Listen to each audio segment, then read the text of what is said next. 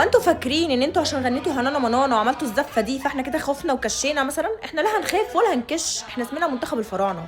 لو ما تعرفوش مين هو منتخب الفراعنه فان شاء الله باذن الله بكره هنعرفكم مين هو منتخب مصر، ومين هو المنتخب اللي هيكسبكم بكره وهيكسبكم بسكور كمان.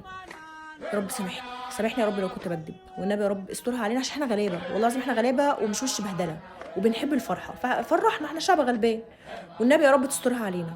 بس احنا هنكسبكم ان شاء الله بكره، وهنطلع كلنا بعد الماتش هنعمل فيديو وهنغني لكم فيها كونا مطاطا.